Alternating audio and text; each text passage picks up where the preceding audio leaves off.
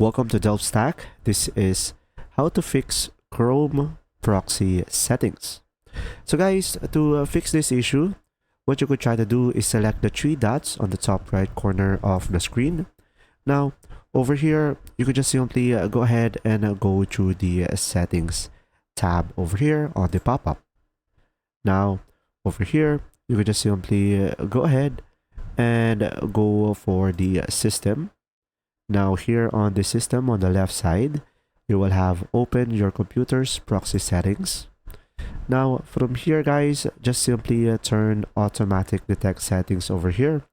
And if you have used a proxy server as well, make sure to turn it off, and mostly this can fix the issue. Now, if it doesn't work, just simply run a CMD into your task manager. And now you could just simply type in ipconfig /flushdns and enter, and mostly this can fix the issue as you can see over here. If you found this video helpful, please like and subscribe, and if you have any questions, just simply go ahead and comment down below, and we will do our best to answer them all. And see you in the next video.